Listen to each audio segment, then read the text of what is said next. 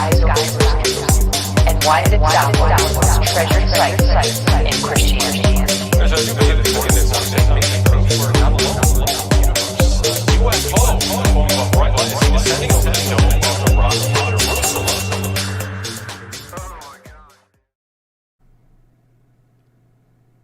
All right. Welcome to Goof On, everybody. I'm your host, Rich Giordano, and it is Hump Day. Welcome to Wednesday. It is December the 1st. How do you like them apples? Here we are. It's it. Last month of the year. Wow. Holy mackerel. Time flew. What about Lou? No, flu. Oh, yeah. We'll be talking a little bit. Not really much Lou tonight. Or Corbell. But we will be talking a little bit about what was it, that guy? I don't know. A hero. Yeah. Some people are calling the words of this guy a hero. I'm like, a hero? Come on, man. Really? A hero? Let me tell you. The UFO podcast said, a modern-day hero in this subject, folks. Sean Cahill says, you better call your representatives because that matters the most. You want to be a hero? Lou Elizondo says, thank you, Tim Burchett, for your courage and candor on this important topic affecting each and every one of us. Thank you for your bipartisanship. You are a true statesman. Good Lord. The guy just talked. He just spoke. He didn't do anything. Oh, we need to have this, do you understand? Hey, look, I'll play you the thing here real quick. Check this out. Last summer's UFO report, Mr. Speaker, from the Director of National Intelligence was bogus. The report raised more questions than answers and about unidentified. Can't even say unidentified. You know, he can't even speak. And this guy's going to try to be he's a hero. A hero. People overuse hero so much in this. Well, it's the woke. They just overuse it for everything. Yeah, you're a hero. Well, I got first place. Look at me. Hey, I'm in last place. Look at my trophy. You had to get a trophy just for showing up. This guy's a hero just for talking. Bipartisanship. My tiny hiney. Come on, everybody. You know what I mean? We'll be talking about that because I don't like this AOI MSG. I don't like that it says MSG in it. It bothers me. Right, Dorothy Hawkins? Oh, you just took it and threw it right at me. You got the strongest right and left arm. That just came right through the screen, right into my gut. Speaking of gut. Well, thank you very much. Mucho gusto generoso. Starting off the show with a $5 super chat. You too can be a supporter of Goof On. We thrive,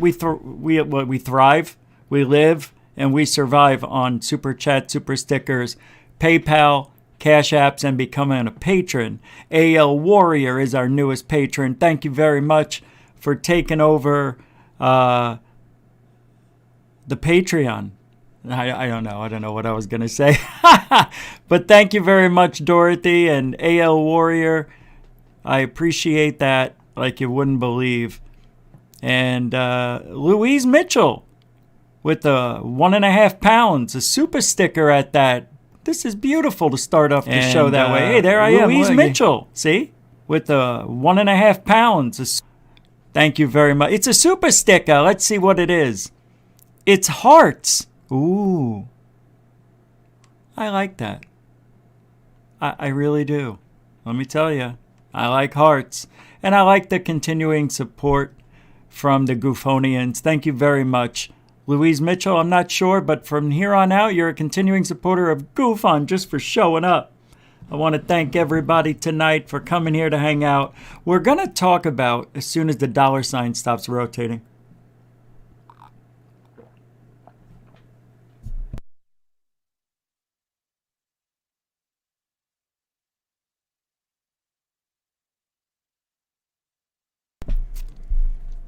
the other day, 2 days ago, I had a coughing fit. Actually, it was yesterday morning. No, it was 2 nights ago. And I coughed for so much I got tired. It wouldn't stop. And my throat got a little scratchy. So that's what's going on.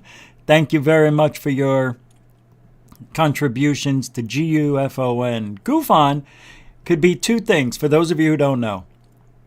Giordano's UFO Network or Greatest UFO Network. I like to think we're the greatest. Well, because we strive for that as much as we can, whenever we can. I think so. I think we tell the truth better than anybody. Are you familiar with Mel's holes? That came out a little strange. There's a guy named Mel who got famous, whatever, for having these holes, or let's start with, just go with the first hole that was on his property, got fishing line, put a 1-pound weight on the end of it. It went down 80,000 feet and never hit the bottom. They put microphones down there. They threw refrigerators. All sorts of garbage was thrown down there from the community, people nearby. You have a mattress? Throw it in the hole. You got an old refrigerator? Go ahead. An old dog? Sure, go ahead. Wait! He'll be back. Believe it or not, there was a guy who put his dead dog in the hole, and the dog had a red bandana. And a couple of days later, he's out in his yard and sees his dog walking across the street or nearby. Swore it was his dog, went looking for it and everything. Interesting. Mel's Hole, we'll talk about that. He was on Art Bell, and it's a really cool story. But it made me think, there's got to be more of these holes around the earth, and there are. Whether they're paranormal or not, they're creepy, let's just say that. They could have, some of these are most likely sinkholes, right?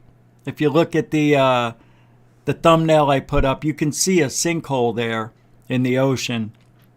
Well, that hole goes down, 800 feet? It's a pretty big, deep hole, whatever it is. They call it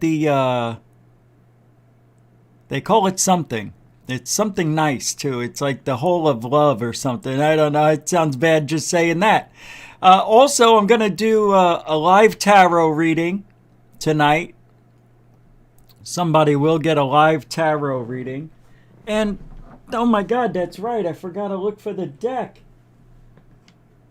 What did I do? I can't find the deck. That's so weird. I was looking for it, and I don't know where it is. How does this happen to me? I'll have to, I said I was going to do it, so I want to do it. Also, ECETI. We never got, I'm getting a little bit perturbed. I don't know why I'm looking. I've already looked for it in here, and I never found it. You know how that happens?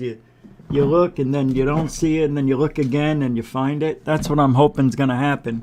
How could it leave this place, the place that I work, the place that I last did it for Dorothy? I don't understand. I don't get it. Where could it be? It doesn't make any sense. Not in there. Not in there. Not in there.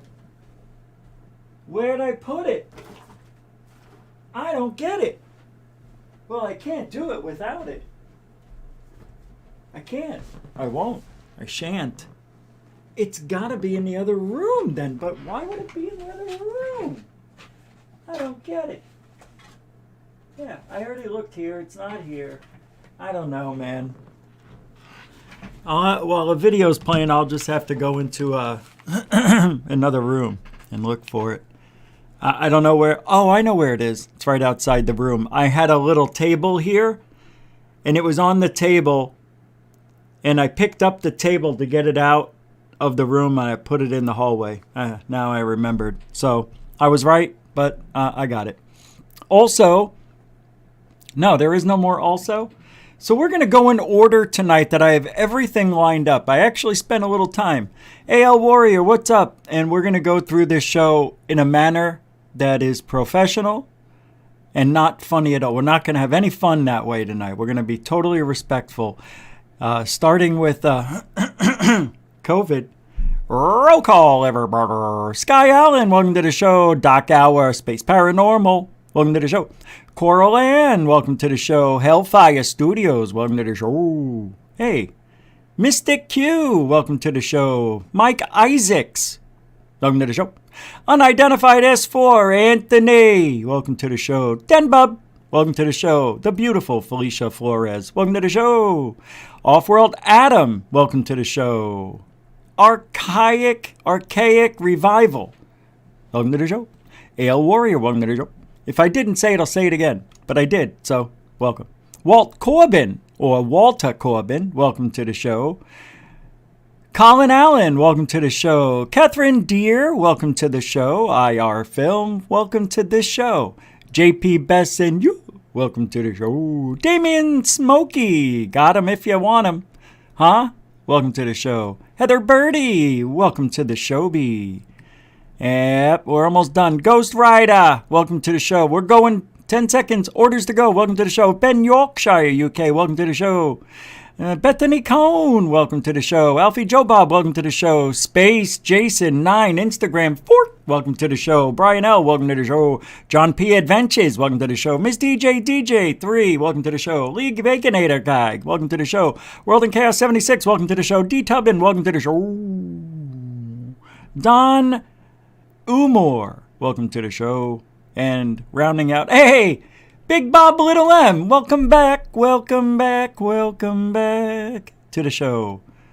Tacey Hale, welcome to the show. All right, Complaisir, welcome to the show. I know you were here for a minute. Thank you, everybody. If I didn't get your name, it doesn't mean I don't love you. I love you more than I can ever express. It's just the show has got to start. And we'll start off with, welcome to the show, Shelley. That's every, all right. So let's get going. So, I brushed upon this subject yesterday, but I didn't get into it. ECETI is a James Gilliland adventure. This guy has been around, like, I can't subscribe to this. I just can't. He is one of the biggest and the worst in ufology. Now, I say biggest. He's got 61,000 subscribers here. He has the ECETI Ranch, and I know some of you may have even been there and believe you saw something alien. Maybe. Oh, by the way, if you want to help support GoFund, you can do that through PayPal, Cash App, and what else? Become a paid. Did I already say that? Oh yeah, all the links are in every description of the show, and COVID, and also on the About button. But this guy, really, he charges people to go to this ranch, and you can spend a weekend there. And I don't know how much it is now. I'm going to have to look it up while I'm here with you. Let's take a look. I thought I had this up already. Excuse me. Let's take a look. ECETI Ranch. Let's go to the website. That's it. That easy. No pain. Enter the Lion's Gate, he says. Oh, let me get this big. That's what she said. What? It'll reopen in May of 2022 because of Coco. We are run by Great Spirit and dates are subject to change. We are run by Great Spirit and dates are that's great English. ECETI, where contact is happening now. They've got what's called the Mount Adams view. This is where a lot of UFOs apparently show up over the mountain. Then they've got the Galactic Medicine Wheel. Take a walk through there and your worries and stress just drips off like hot sweat in the Colorado sun. And then they got the Palladian Circle. Now, you just can't go walking into the Palladian Circle, you understand? Yeah. You have to make contact with the Palladians first. And then you can go in there. Talk all you want. You want to meet somebody from Pleiades? Go right there in the circle, have a circle jerk, and have a good time, as Stephen Cambion would say. The aim of SETI, which, by the way, is enlightened contact with extraterrestrial intelligence, is to help with public awareness of the ET reality and to assist people with connecting to positive, otherworldly beings. You understand? Also, there's an also with this. Are you kidding me? Like, that wasn't enough, right? Also, ECETI shares wisdom and teachings in all areas. In all areas. Like what? You gonna help me with my workout? Huh? You gonna help me with my taxes? You gonna help me with my taxes there, Jimbo? And is a place where addressing issues such as poverty. You know, I live on the streets, I'm homeless. Yeah, just talk to the Palladians, they'll help you out. Oh, that's it? Yeah, sure, whatever. They talk about poverty, the environment. Oh, it's getting hot. It's staying hot longer. It's that global warming. You don't say. I did say. New technologies. What do you got there? Is that the 5-watt laser beam? Oh, that can pop balloons. It's amazing the technology that James Gilliland brings about. Food! Those Doritos over there? Yeah, I want Cool Ranch. Thank you. Health. Everybody do 3 laps, sit down in a semicircle, sing Kumbaya, and grab each other's junk. We're going to Pleiades. What? Happiness and well-being. I'm happy you're sitting here next to me singing Kumbaya with the Cool Ranch Doritos, grabbing my junk. Along with self-mastery. Huh? Is being done. Who? What? Along with self-mastery is being done.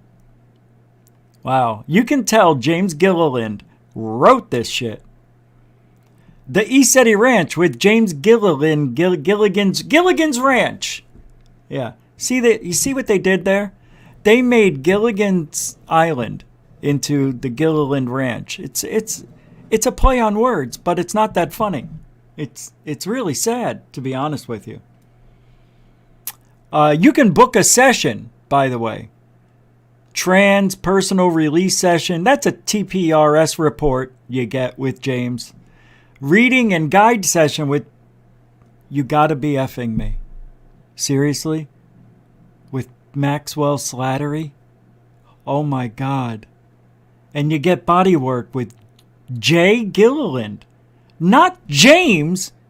Jay. His younger, but not as attractive, younger brother. Huh? Wow, this is amazing. I can't believe it. Let's go to the store. And, I want to go there, though. You know what I mean? I want to go to this place. Healing, visit the ranch. Here we go. Lodging, Skywatch, direction. Let's go lodging. This is fantastic. Now, by the way, not only will you get all the amenities I just spoke of, but you will see UFOs. I said it and I'll say it again. You will see UFOs. It's guaranteed. They're the Palladians or something. But according to Michael Myers, who is that guy? Michael Horn, same thing. There are no Pleiades. Is there? Or did he say that? It doesn't really matter. They're all full of shit. Be advised that we are not a hotel. So if you're looking to have the comforts of a hotel, there's a list of local hotels in the latter half of our FAQ. All of our rooms are very basic and rustic. In other words, cockroaches. None of the rooms have their own bathroom. You just shit on the floor or in a hole in the room. There are limited numbers of rooms available, like 1. Check-in is at 3 p.m. on day of arrival. Why isn't it noon? Because we don't wake up till noon. Check-in registration office closes at 8 p.m. nightly. Nightly? They got people going there? And you may not arrive after. If you arrive after that time, they whisk you away in a sports model disc. If you are delayed or have a late arrival, please make alternate arrangements for housing and arrive the next day. This place is so full of love that they turn you away if you're a minute past 8. They don't give a shit.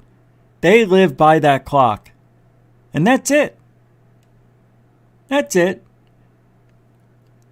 You're a minute late? Find something else, but you've got 2 rooms open. Adios. I don't work past 8. Yeah, I got things to do. Like what? Hey, I got kumbaya. I got to jog around the place. You know, I got people to talk to. Local accommodations can be found here. On day of departure, we ask you please check out by 11 a.m. because we got to clean that room with a super washer. Breakfast can be purchased when you book your reservation or at the office. No pet policy. You got a dog? Forget about him. You got a cat? Leave it at home. You got a bird? F you. You got a fish? F you. But I want to bring my pet monkey. You got a monkey? F him. We don't take pets. You're going to be talking to aliens. You know what they do to these aliens? They scare them. But I thought the Palladians know everything about the earthly. No, they don't. You didn't tell them about monkeys, cats, and dogs, and goldfish, and birds? I don't remember. James, click, burp. Please read before booking. This season, ECETI staff are aware of many potential guests to the ranch may have received one or more of the experimental SARS-CoV-2 injections that are subject to emergency use. However, these injections have not been fully approved by the FDA. Yes, they have. Update your website, jerk off. Update the website to endure long-term safety and efficiency in human populations based on a review on the data on the CDC's and VAERS, Vaccine Adverse Event Reporting System website. ECETI staff are requesting that anyone who has received one or more of the experimental SARS-CoV-2 injections refrain from attending events in person at the ranch for the 2021 season. ECETI and its staff do not carry insurance coverage to manage potential adverse events and reactions that may occur for injected guests while visiting the ranch. Wow! And are not willing to assume such risks. You got a sniffle? Stay the F home. I don't want to die. All right? I'm James Gilliland, okay? I'm not Stephen Hawking. I don't know what that means. But, I'm James Gilliland. I eat chocolate, I love Doritos, and I'm overweight. And people like to give me bear hugs because I resemble that guy who was with the BJ and the Bear. No, not that guy. Who was the guy that went around with the animals? He had the beard, and that's what this guy looks like. Anyway, camping is a minimum suggested donation, so you don't have to pay. $35 per night, per tent, RV, trailer, campsite. Up to 3 guests per group. Additional guests per tent, $10 each. Additional tents per group, $35 each. No hookup for RVs. You can bring your RV, but you get shit for electricity. No hookup for RVs. Bring all food, coolers, and items you would need when camping. So this is like camping. All right. This is like camping without the steroids. Outdoor cooking is contingent on whether or not there is a fire ban in place. So you want to eat? You want to cook your food? What's that? You don't have a microwave? Use a match. All right? You can't cook if there's a fire ban. Capiche? Oh, it's a one capiche show. You know we're getting somewhere. Campers have access to the bathrooms, located behind the conference hall, which includes showers, toilets, and a sink. Thank God. Please bring your own towel, soap, and water. No, I didn't say that. Please check weather forecast prior to visit to ensure you are prepared. We do not refund your stay if the weather is not to your liking.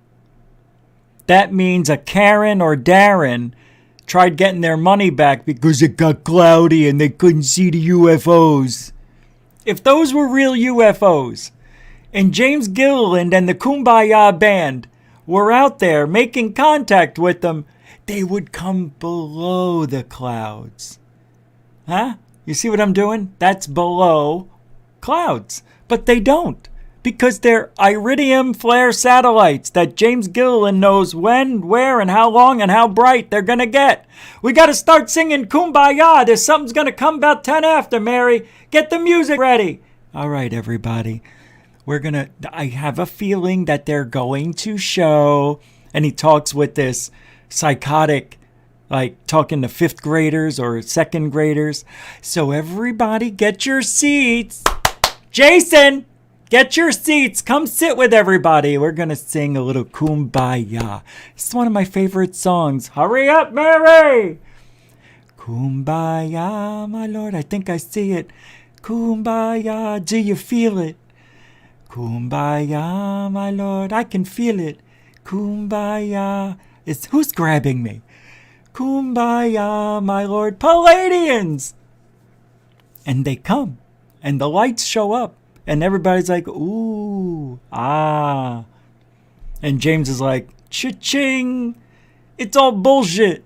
You go to this ranch, you're just going to learn how to just talk about your feelings. That's all ECETI Ranch is. It should be called E-Shitty. Or B-Shitty Ranch. Yeah, it should be called the B-Shitty.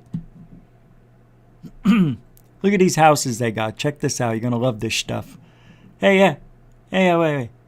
Here's your tents. You get some canvas bell tents with queen air mattress. You get an air mattress. We provide linens and towels, stains not included. These tents will be set up with essentials such as lanterns to burn yourself to death, chairs, a bed, and more for you in advance of your arrival. Thank God. The Eagle's Nest. Oh, let's see how much this one runs for. What is this, $35 a night, he said? This is very important you understand what's going on here at the E-Shitty Ranch. I'm sorry, B-Shitty. How much is this thing? Where's the money? It doesn't say. It doesn't say. Do I got to click on this thing? Come on. Doesn't say. All right. I see. Search availability. All right. You know what? I don't really care. Eagle's Nest. Our unique Eagle's Nest is a 2-story cabin with deck located on the pond in case you want to eat. There is a twin bed on the ground floor and a double bed futon on the 2nd floor. Up a ladder. Up your ass and to the left. There is also a deck off the upper bedroom so you could commit suicide. This is a beautiful cabin to die in, secluded and peaceful for where your body will rot for days upon days as the fish nip at your feet. It does not have electricity, so you could die at night. And guests staying here have a short walk to the camper's bathroom where they will unload a night's worth of food. Good for them. Oh, suggested minimum donation for the Eagle's Nest is $80 per night up to 3 people in a room.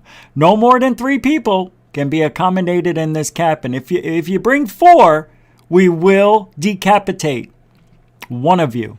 That's amazing. That's good. At least they keep, to a minimum. Pyramid Guest House. This pink piece of shit. There are 4 rooms in the guest house, 3 of which have 1 double bed and 1 set of twin bunk beds in case you want to sleep with somebody. And the final room only has 1 king-size bed, a max occupancy 2. Guests in Pyramid Guest's House have access to library, in case you want to read yourself to death. Videos, in case you want to... Mini kitchen, in case you want to cook something. Including full-size fridge, so you can put your head in there, shared with other Pyramid House guests. Limited space. You know what the limited space means? Don't be a hog, and don't forget you got to share. Just say it. Sinks. Oh, that's good. Bathrooms, showers, and hot plate for cooking. Oh, isn't that great? It's great. On that's $80 a night up to 3 people. Additional person, $10 a night. Wait a minute. You just said you can't bring more. All right, that's the other one.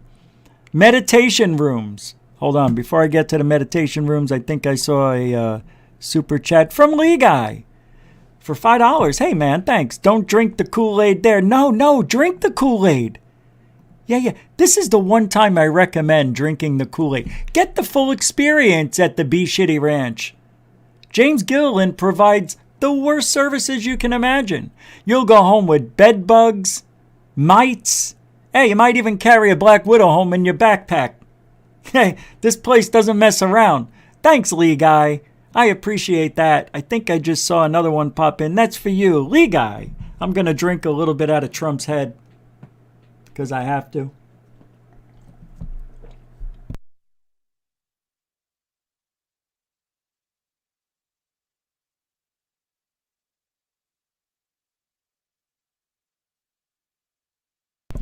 I'm drinking Cinnabon coffee.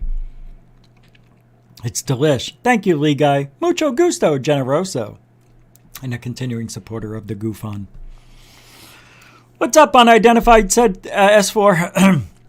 Hey, Dorothy, you guys, welcome to the show. Dr. Z, what's up? Off-World Adam and B. Baker, what's up, everybody? David, welcome to the show. Aragami Sensei, what's up? Nate Pelletier and User Not Found, what's up?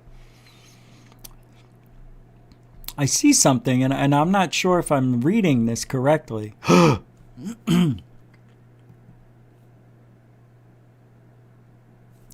know what that is? That's unbelievable. That's a $20, 100-mile-an-hour fastball bill. I didn't even see it go by you. You just took her, and I love it when you guys whip that shit and just throw it. No message, no sticker, just straight up support. Doesn't get any better than that. And a continuing supporter. I'll take that. Thank you very much. FAP in the house, everybody. Thank you very much. A continuing supporter of Goofon. Mucho gusto, generoso. What is this? Wheelers Day. Another continuing supporter of Goofon. A $2. Funniest show on the web, Rich. Keep it up. I'm not even trying to be funny. I'm just telling you like it is. These are thoughts that come in my mind. Look, the show's going to get serious. I said it was. I'm not joking around, but I'm glad you find some of these things funny. $1.99, that's $2. We'll just round it up. Much appreciated, Willis Day. You are a mucho gusto continuing supporter of Goofon, and this, I say thank you. Dun, dun, dun, dun, dun, dun, dun. Dun, dun, dun, dun, dun, dun, dun, dun, dun. So in other words, the ECETI Ranch is a bunch of bull. It really is. I wish it was, I want to go there just for the research, but I know. They're hip to people like me, so I would have to play it off really good. Ooh, this is great. We're going to sing Kumbaya. I don't even know the words. Act like you don't know the words. Oh, is this a little reading book? Oh, my music book. There's only one song, and it's Kumbaya! By the way, just to round this out, they've got yurts, everybody. Yurts. They are large battery-operated lanterns in each of the yurts. So they do not have electricity. Yurts have wood-burning stoves for cool nights. What do they got for the hot nights? The stove. Oh, okay. Yurts number 2 and number 3 have a double bed on the ground floor and a twin futon in the loft. The third yurt, which is really the first yurt, has 2 twin beds on the ground floor and a twin futon in the loft. The loft is only 3 feet tall, so it could be for your kids or midgets. Huh? Little people, sorry, I'm still in the old age. Guests staying in the yurts have a short walk to our camper's bathroom. Thank God it's short. It's adjacent to the conference hall where everybody can hear. Everybody knows. Everybody knows.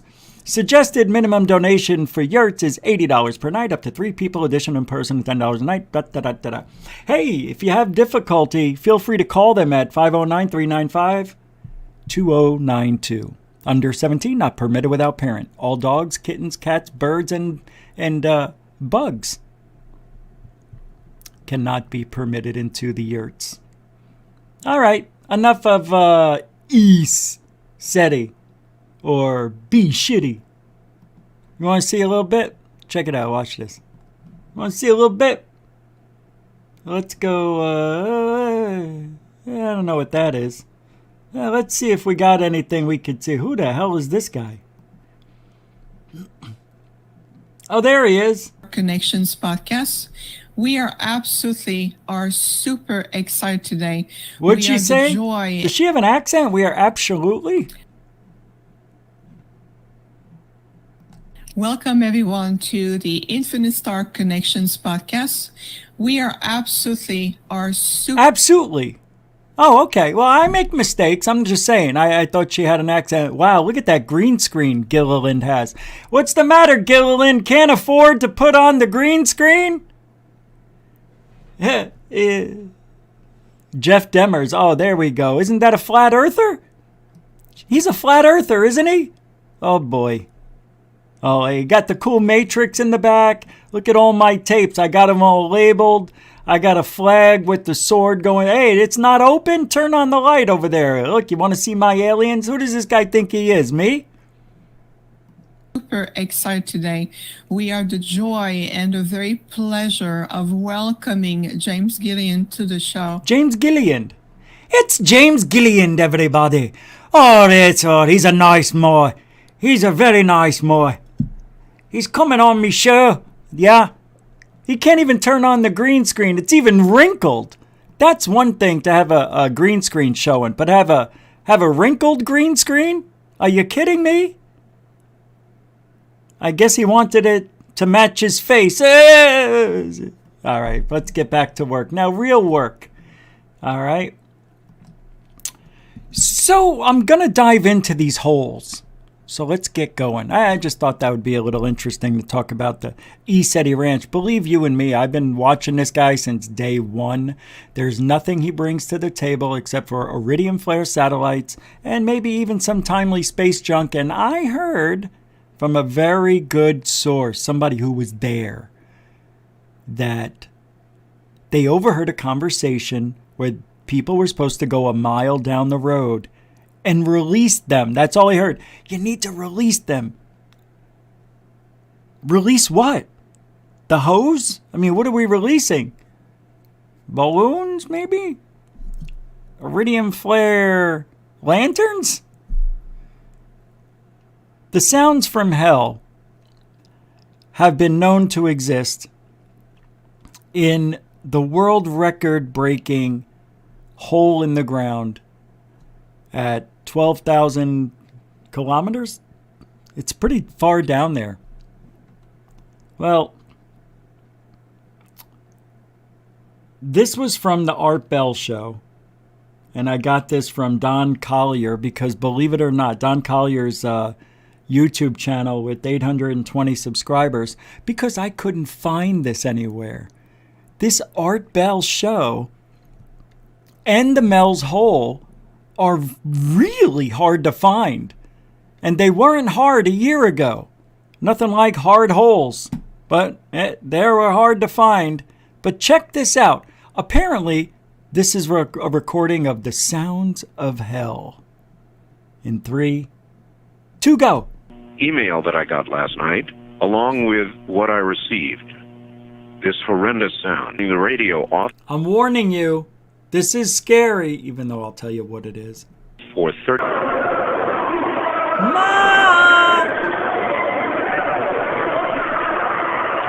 Ma!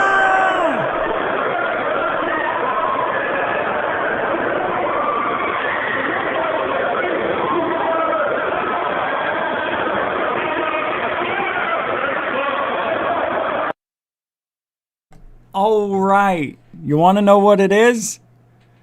That is an actual recording of Grand Central Station in New York. Didn't want to ruin it for you, but truth be told, again, we were duped. Thanks, Art Bell. Art Bell was duped every night on that show, but he didn't care, and it was great. And hearing his voice makes me a little bit... Is it melancholy? I'll just say I'm a little melon right now. But I'm back because Unidentified S4 with a $10 super chat says, "You rock, brother. Thank you for all your support." My support? Oh, right, because you have the sightings. And, oh, man, that was nice. You don't have to do that. But you're an adult. Thank you very much. That is mucho gusto generoso from a continuing supporter of GoofOn, unidentified S4. Here we go. We'll just do 5, 2, 3, 4, 500. Thank you. Appreciate that. Thanks, unidentified Anthony. If anybody wants to see any of his UFO sightings, you could go to his channel, unidentified S4, or you can check out the latest third phase UFO report, which was specific on Anthony's latest sightings from a while ago. But anyway, thank you very much, man. You guys are awfully nice. So let's get to Mel's Hole. I'm just going to play this clip just for a minute so you get a little bit acclimated to what people say about the hole in the area there. Got it all lined up tonight. There are a couple aspects of Mel's Hole, paranormal aspects that make it intriguing.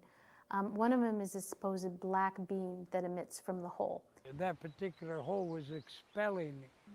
It's like flushing the toilet, but it blows it up into the sky. The volume is freaking low, isn't it? The beam of light to a weird land. This blows. Starting the hole. People are just making a cult of it, really. In Seattle, Washington, Philip Lipson and Charlotte Lefevre are co-directors of the Seattle Museum of the Mysteries, which has sponsored expeditions to search for the hole. I kind of call it the Moby Dick of the Northwest because it's like, you know, like this Moby Dick was about a whale, this is about a hole. Started going out in expeditions and searching for this hole about 3 years ago. And that's when Red Elk came to us and said, I saw this hole 40 years ago. My father showed it to me. It's real.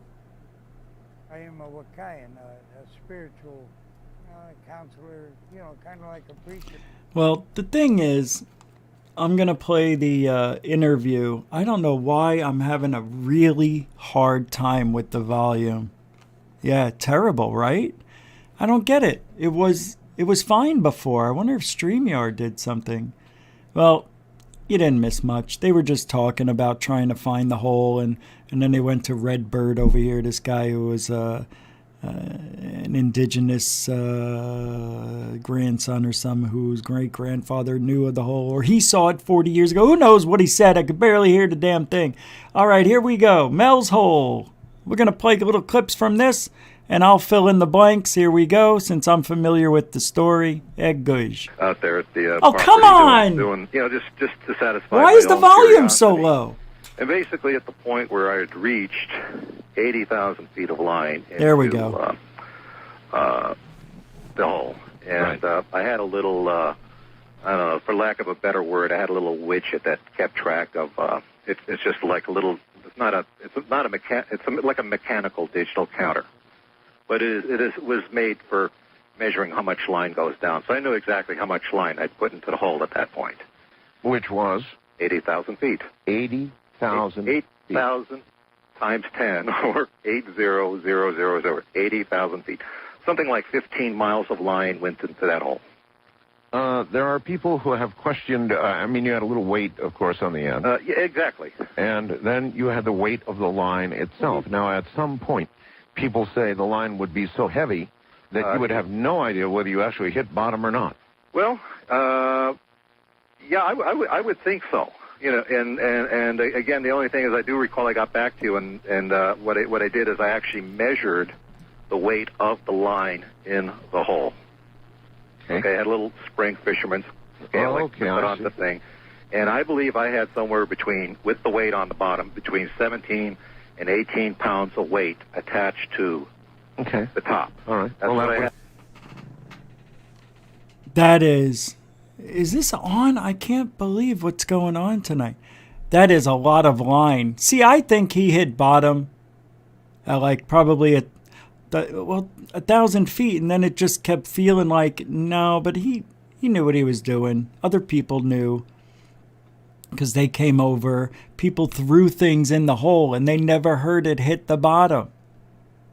According to Mel. Glitch E, with the most powerful of support that you could throw at Goofon, just a left-handed fireball right down the middle of the plate, $20 super chat. That is beautiful.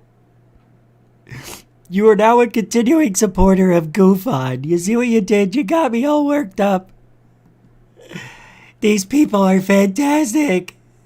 Thank you, Glitchy. Ma!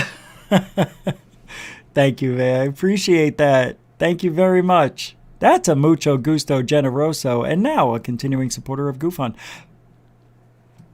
To continue on with the story, though, as I almost had a heart attack, so what Mel did was lower things in there. Now, I can't play this whole thing, unfortunately, but I'll tell you what happens. They get up to a point where they're going to lower an animal, a sheep, into the hole.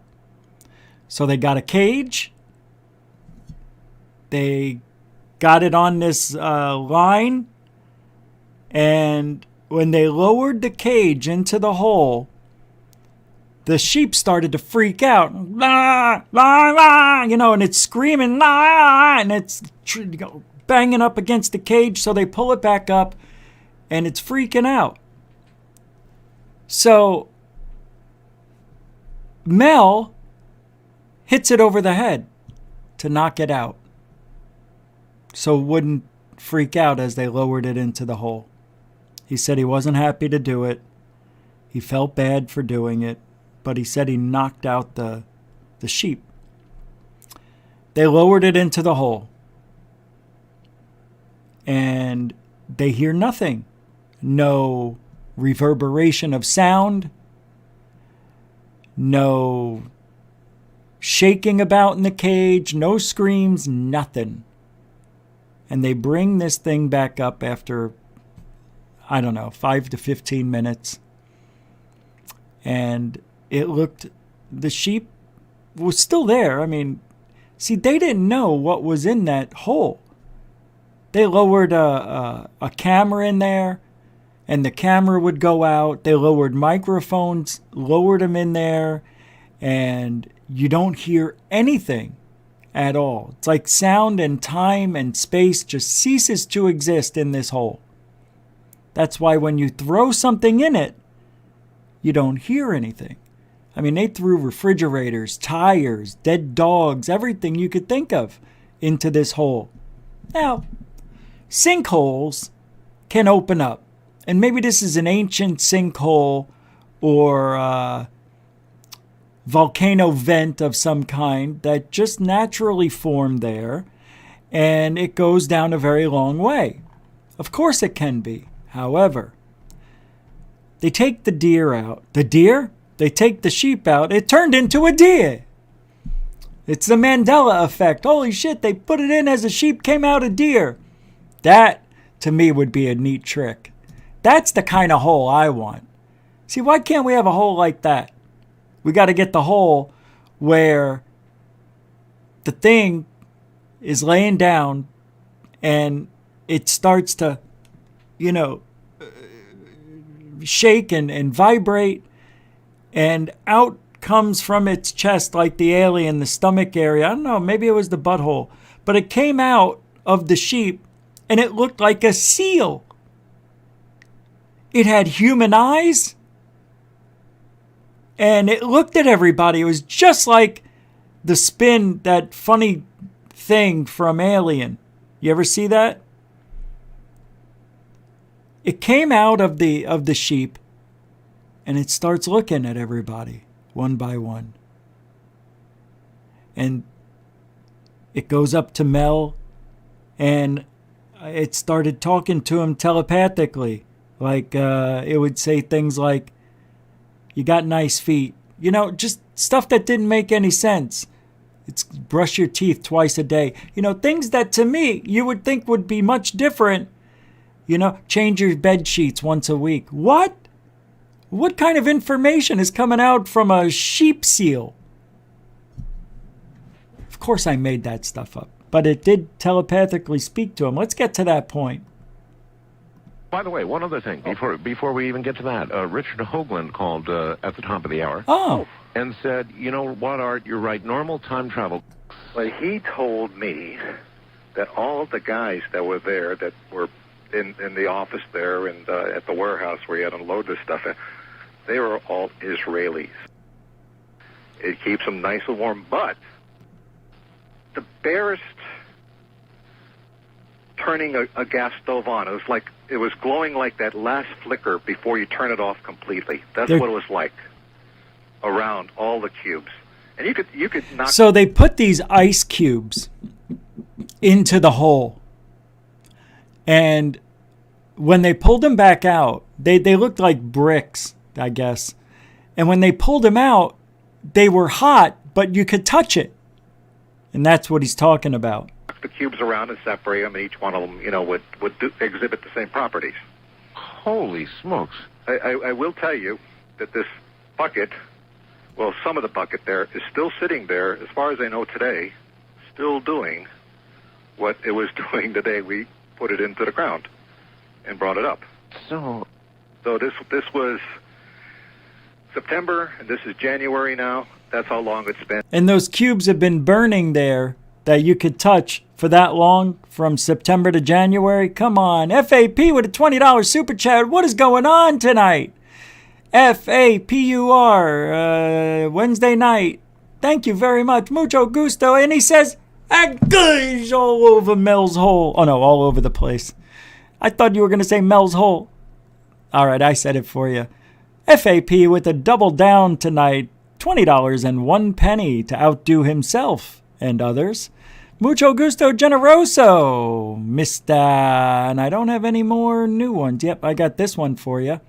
Thank you, FAP.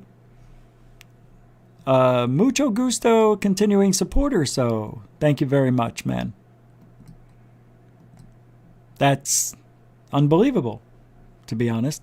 And I almost wore the LA shirt tonight. That is so weird. It's just a little snug, and I don't like the way it feels. So I only wear it when I have to. I gained a little weight. So anyway, thank you. It's like I feel like, there's not enough thank yous on this. And so then it would be a pothole, right? Well, sing a cat down Mel's Hole, but some very creative person with a sound blaster and some talent. This is throwing a cat down the hole. Created what it would sound like if a cat were to be tossed into Mel's Hole. It's meant, obviously, as pure comedy. This is not actually a cat being tossed into Mel's Hole, but here is the way he represented it would sound.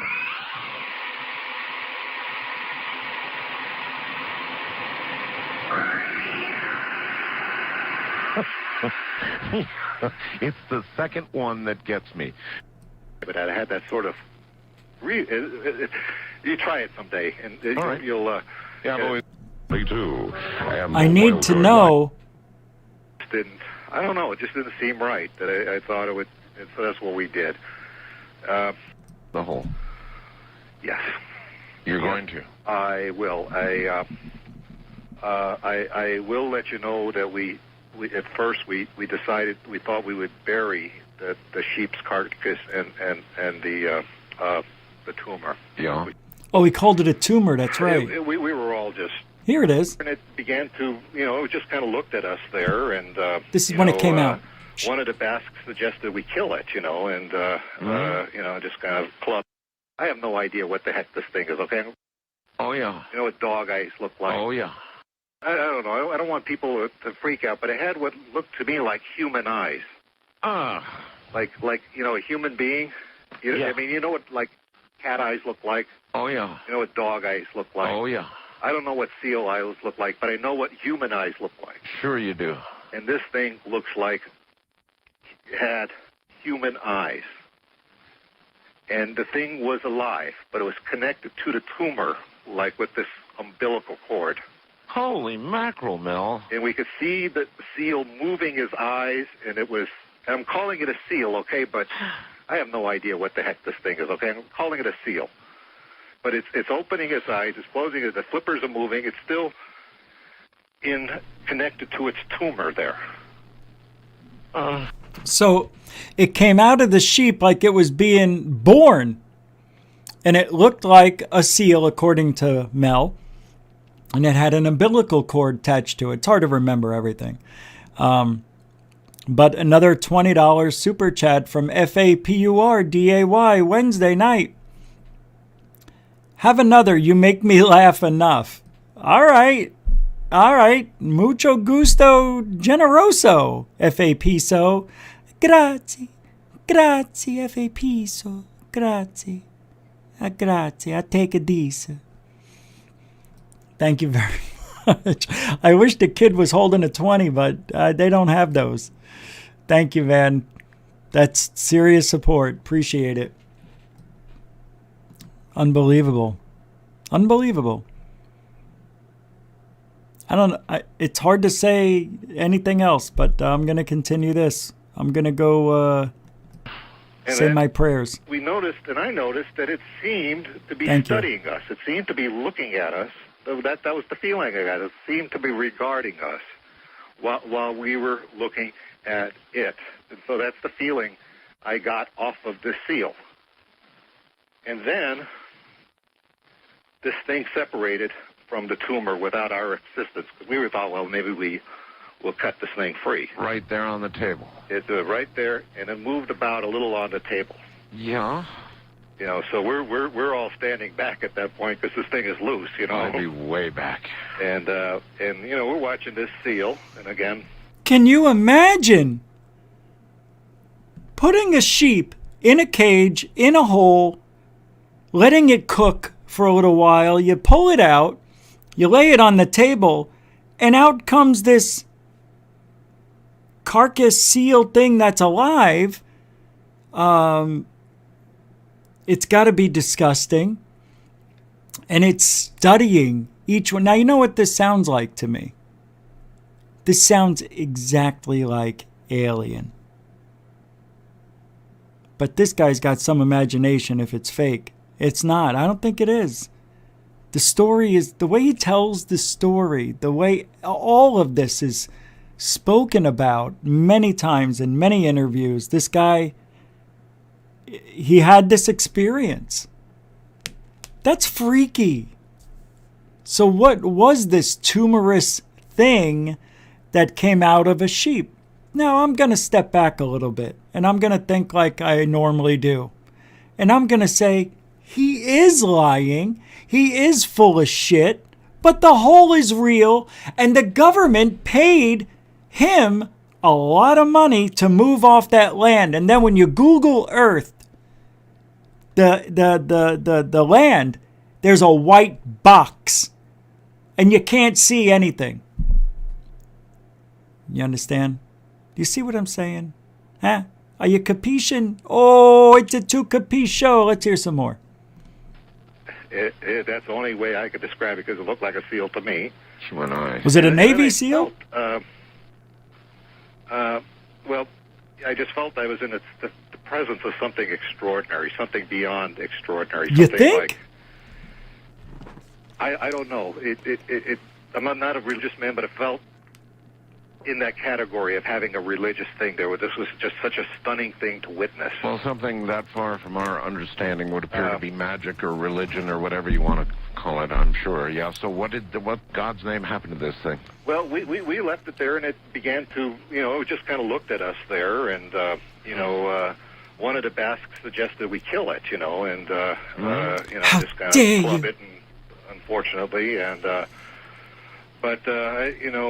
Is that what they did? No, basically cooler heads prevailed. The thing was moving around on a table, and it finally moved to the edge of the table. Yeah. It was kind of like struggling, but it got to the edge of the table. Yeah. And it looked like it was going to fall off. Right. So I go up to it at this point because I'm just like out of my head with I don't know what I'm in the presence of. And it looked directly at me when I got up to it, and it seemed, it just seemed to have a contact with me. And I got this compelling feeling to pick it up and place it on the ground. I'm going to pause it there because FAP with a $20 super chat says, feeling stupid tonight. No. Generous. That is very generous of you, FAP. Again, mucho gusto, generoso. It all goes to the 6-day schedule, which is going to be 7 because Sundays, I'm going to announce now, we're going to be doing, not Sundays, but maybe every other Sunday, we're going to do live shows for patrons. Live shows for patrons this Sunday will be the first show. I don't know. We went on a live one last night, and I said, I want to do that. So we're going to do that Sunday. So you have to be a patron to be at the live thing. But thank you, FAP. I mean, really, mucho gusto. You know what I'm going to give you? Let's give you this one. Oh, wow. That is well. That's pretty cool, man. Thank you very much, FAP. Very generous. I don't care what anybody says. That is generous. That's like what? $80? $1 million? So Mel had this feeling that he wanted to pick up the baby seal and put it on the ground. So that's where we're at. FAP. Enough. And I did that. It's okay. I took this thing and I put it on the ground by a table. Yeah. My hands were slimy from the seal because it had like this goo that was not only in the cavity but also inside the tumor. And I'm just calling it a tumor because I have no vocabulary for this. Right. And I just moved my hands past my face before I decided to wipe them off on the rag at the table there. Right. And it smelled like ozone. Like ozone smells like? Ozone, of course I do, yes. That's what it smelled like because I thought it would be some like sort of weird organic-y smell. Yeah. Some sort of like disgusting. I just thought it would smell disgusting. It smelled like ozone. Okay. So this thing is lying on the ground, and we're all looking at this thing here, and it's like looking at each of us in turn. In other words, intelligently. Yes. Told you. I know, Lowe's gods. So a monster baby seal busts out of a sheep intestine, and now he wants to hug it.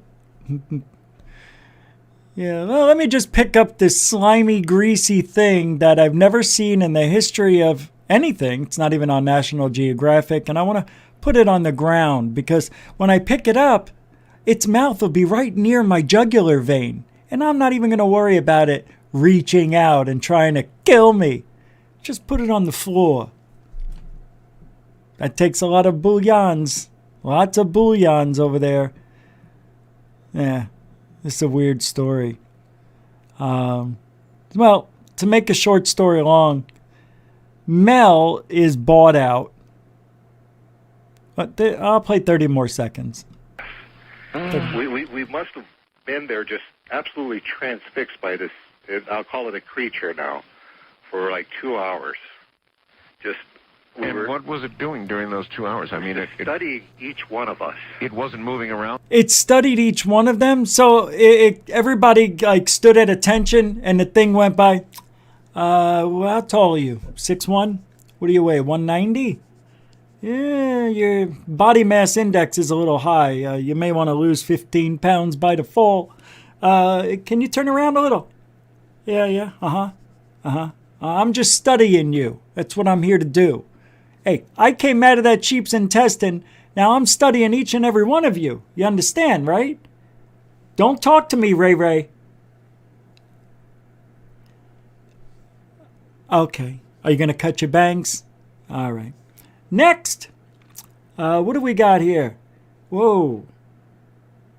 What a tall drink of water you are, ma'am. Can I have your first name? First name! Lisa. Lisa. Lisa. Turn around.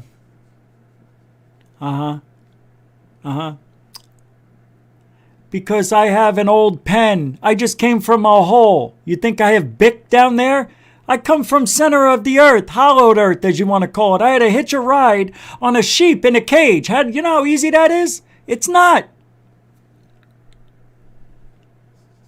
Go ahead, Lisa. Just take off your blouse. I want to see some. I want to see it. FAP, what are you doing? That's right. I'm a sexist. I'm a sexist seal. I'm sexist steel. That's the name they gave me. FAP with $20. I'm in the Mucho Generoso Christmas spirit. Oh. Okie dokie. FAP with another $20 super chat in the Christmas mood. What do we got for you today, FAP? Ooh. We're going to take you to another place real quick. Let's go for a ride. You want to go for a ride? Come with me, FAP, and we'll go here. Oh, look at that place I took you to. That's what $100 takes you right there. You got your own planet. This is where the baby seal comes from. Shh, don't say anything.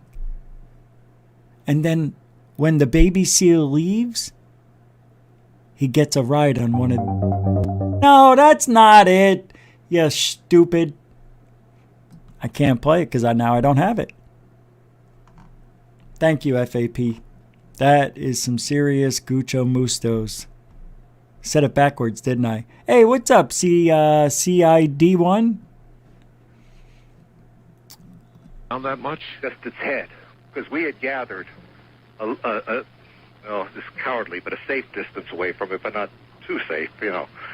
So we could easily see it, and they could easily see us. Because at this point here, even the bravest Basque were like, you know, kind of freaked out.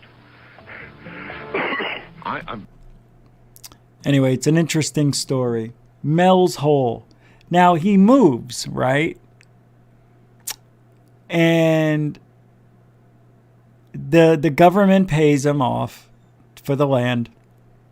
I think it was like $2 million or something. It was a high dollar amount. It would have to be. Somebody said 250,000. No way. That guy had a lot of land. So he moves. I don't remember where, but he moves on a property with another freaking hole. I moved, 8, 9 times? No hole. No hole. So I don't know. It's fun to talk about. But it made me think, if that hole is real, what about other holes or things around the world that are natural like this that may have a paranormal explanation to it? The weird thing about that seal is, they left it there, and then they said, oh, no. It went back into the hole. And that was that. I keep seeing something. And that's that. So that's it. You know what happened? I think it followed him to the new place, and it bore another hole up to his property, thousands of miles underground. The thing is that land used to be in Indian property, I guess. And the Indians and, the indigenous, they have stories that go back about the hole, I think. But it was covered up before they put the white box over it on Google Earth. It was covered up. They poured cement or somehow something over it and sealed it with the cement block. It's probably nothing. But if his story is real. So then I started looking around. I'm going to have to pull this over here. I'll show you it, and then I'll have to move it back. This is 150,000 years old metal pipes in Tibet, which contradict official history. Those are them. So I'm going to read this really quick. So it said there's a mountain in Tibet that contains a network of special formations that extend to the nearest lake. Many researchers believe that this is an artificial pipeline system, but strangely enough, its origin dates back to the era of the Neanderthals. Now, this mountain rises about 40 kilometers from the city of Dalinga in the Tibetan Autonomous Region. It is called Bangashan, White Mountain, is what it means. In the world, it is better known for the wonderful formations that are in its heart and wide surroundings. They are called the Bagong Pipes. Let me show you one of these because I want you to get a close-up so you understand what it looks like. Because that's the kind of guy I am. See? That's one of them. So this miracle, as they're calling it, has been the subject of controversial discussions for many years. Some believe they are natural formation, but there are many who are sure that someone built them in the distant past to drain the lake. They base their arguments on research results, but there is a catch. The mysterious aqueduct should have appeared 150,000 years ago. Traces of settlements around the mountain are not even older than 30,000 years, so who could have built the metal pipes inside an uninhabited mountain? There are 3 caves at the foot of Mount Bangashan. 2 of them have already collapsed and are inaccessible, but the largest of them has since been the target of many tourists who come to the area. The cave looks like it was artificially created by someone. Visibility is enhanced by a massive pipe about 40 centimeters in diameter that sticks out of the stone. Whoa. Another, apparently hollow pipe of the same diameter, ran into the cave from the top part of the mountain. Another one came from the bottom of the cave, somewhere below. Dude. At the entrance to the cave, you can see several other pipes with a diameter of 10 to 40 centimeters. COVID. This gives the impression of the remains of some ancient system or mechanism.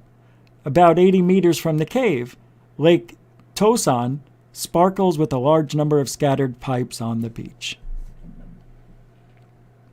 They stretch from east to west and have a diameter of 2 to 4.5 centimeters. These archaeological finds are described by the Chinese scientist Liu Shaolin. It's pretty amazing. Who would have built such a complex pipe system? Only one who knew, well, what they were doing and why. The version that such an engineering miracle was created by the Chinese disappears immediately. The inhabitants of the Middle Kingdom could not build something like that 150,000 years ago. As the authors of many amazing inventions, bureaucracy became one of them. Therefore, it is simply impossible to imagine that such a large scale and, without exaggeration, a great construction project was reflected in any ancient Chinese source. So come on, man. Why can't it? Why can't it? Why can't it? They have no evidence saying to the other whys. Well, there you go. Just thought that was interesting. You know, I was going to talk about other holes and stuff. Just not in the mood. Tired. I got nothing. All right, I'm going to play this for you. This is amazing to me. So there's an Arizona representative who demands transparency on UAPs. Tell us what you know. You ready? This is pure magic in every way. This is Congressman Gallego recently speaking out about UAPs. He's talking about the AOIMSG. Really organized. Like, what is your understanding of the level of curiosity and seriousness with which the Pentagon takes this? And have you identified people who have been particularly useful for you as you've been engaging in your inquiry and investigation and legislating? So no, largely there hasn't been any level of seriousness to this. It's largely mostly the Air Force that's taking this information, and somewhat the Navy, and then kind of just shuffling it off in a report. And the other thing is, because we haven't really made a formal process to this, a lot of military men and women just don't want to say anything because they're afraid that it'll affect their career. So we have information bias happening right now. So the only information we're getting are from people that want to talk. The people that probably have more information are afraid to talk. And then even if they do talk, the information goes nowhere. There's no follow-up. There's no, someone that is trying to put their brain power on this. And that's the goal of this, right? The goal of my legislation is to treat...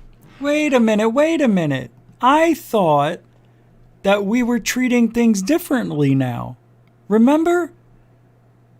Any pilot or any government person who sees a UAP can now talk about it without being ridiculed and losing their job? Remember that 2 years ago? Whatever happened to that?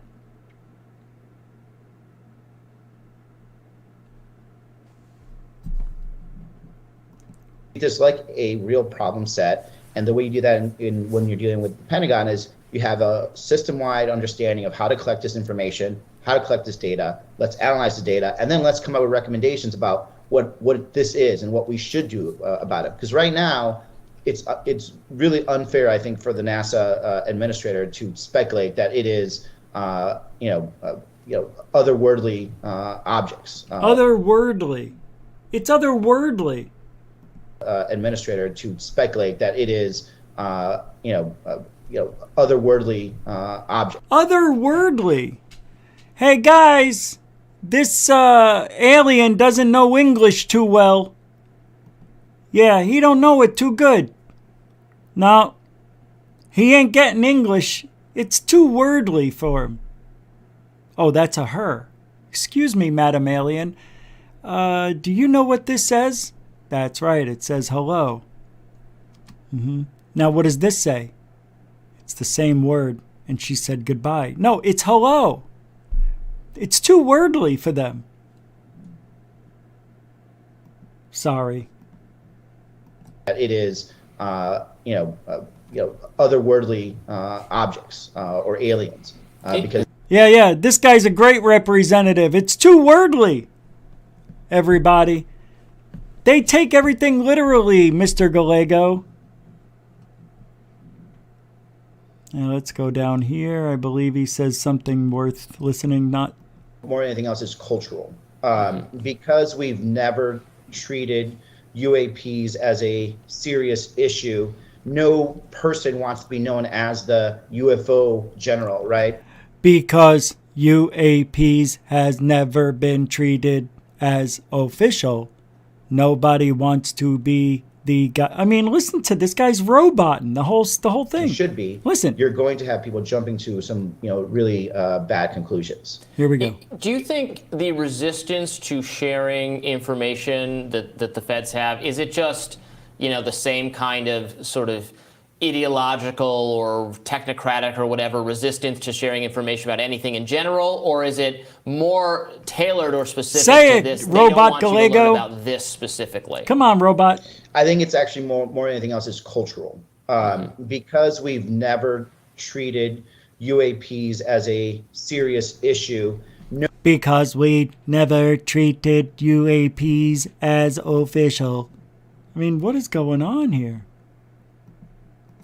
Because we've never treated UAPs as a serious issue, no person wants to be known as the UFO general, right? Or the... No person wants to be known as the UFO general, right? I mean, is he reading a script? Nobody wants to be known as the UFO general, right? General, right? Or be the person who's director of UFO information, because that basically sets your career path in the military. In other words, nobody wants to be like Lou? Is that what he's saying? Oh, he just gave Lou a dig. Nobody wants to be that robot general, right? Nobody wants to be that UFO guy in the middle of the ocean spinning at top speeds of 200 beep, beep, beep. I am breaking up. I am breaking up. Shazbot.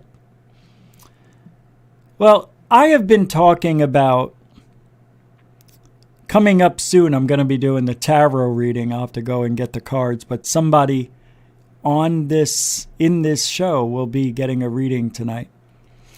I have been talking about how China is the real threat. It's not the UAPs.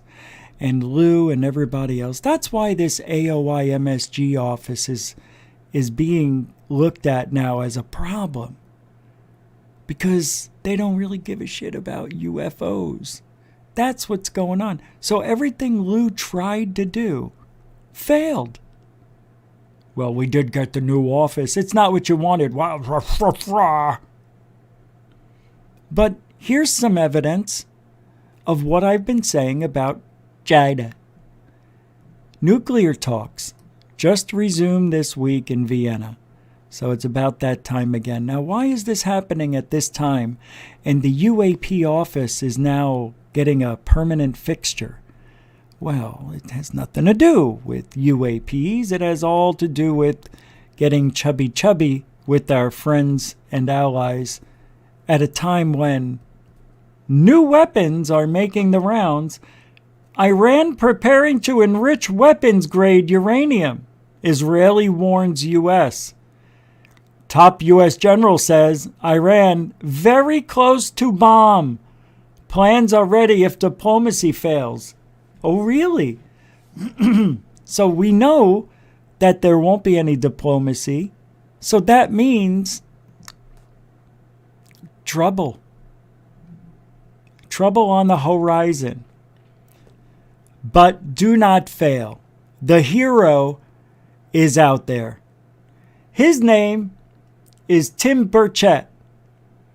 And he is our new hero, everybody. And I want you to pay attention to this guy, because what he says, even though he can't pronounce the word extraterrestrial or something like that, this guy is the next best thing since sliced breadsticks. Here we go. In 3, at 2, gosh. Last summer's UFO report, Mr. Speaker, from the Director of National Intelligence was bogus. The report raised more questions than answers about unidentified objects in the skies. It's stunt of a government cover-up, Mr. Speaker. Now the Pentagon is starting a new office to collect information on these unidentified objects. The office is called the Airborne Object Identification and Management Synchronization Group. I don't know where they came up with that name. I'm sure they paid somebody a lot of money to come up with that. I do not trust this new office, Mr. Speaker. I don't think it'll be transparent with lawmakers or the public about its findings. This is a national security issue. Congress needs to know what is going on so we can respond accordingly. Today, I'm requesting the leaders of this new office bring members of Congress on their bring them in on their UFO findings. This is a matter of great public interest and has been for a very long time. Well, I'll let it finish. To a lot of Americans. Our government should not hide the truth from us for another second. If this new office is to be held accountable, our country will get more reports like the one that came out last summer, or worse, they will be silent and hope we all just forget about the phenomena. We do not need to fear these airborne and unidentified objects. They would have shown themselves to be dangerous a long time ago by now if they were a threat. Our citizens and country can handle the truth, Mr. Speaker. Thank you, Mr. Speaker. I yield the remainder. Wow, Tim Burchett, I got to tell you, what a hero. Everybody's calling this guy a hero today. I got to say, that was beautiful. Well, he said a lot of things there. To go over them quickly, He wants transparency with the public, so that means the AOIMSG isn't going to be so transparent after all. As Lou promised, more or less, Lou said that if we get this office, this is what he said, and I'm paraphrasing, even though I still have the notes around here somewhere, that we will be able to work with our allies closely. Doesn't seem like it. And weren't they, the office inside the DOD of the Pentagon, was supposed to be so transparent that annually, not anytime they got something, but annually they were supposed to report their findings to Congress. Doesn't seem like that's going to happen anymore. It's everything I said it would be and less. I hate being right. I didn't want to be. But I told you, it's not going to matter. When is anybody going to listen to me? I promise you, I've said it all along. And now they're fighting. Tim Burchett's going out there in Congress trying to, could you please, Mr. Secretary, make this transparent for all of us? They're not a threat. You don't even know what they are. Sure they do. It's China. Unbelievable. This is the biggest joke of the year. Biggest joke of the year. No, second biggest joke of the year. The first biggest joke was that dump on June 25th, that 9-page book report of a dump we got. And this is the second. And by the way, that announcement never came that was supposed to propel us 20 years in the future. What a fool I am. First time ever I go out on a limb for ufology. Last time I ever do that. Never going out on a limb again. See, sometimes you got to take a risk, right? I thought for sure we were going to get something. It just felt like it was right. Even though deep down I knew my instincts were like, no. Rich, you know nothing ever happens. Why are you doing this to yourself? Because I want to believe. I'm just like you. I want to believe. I really do. But they let me down time after time after time. So your new UAP office that took over for UAPTF that is now permanent inside the DOD of the Pentagon is bullshit.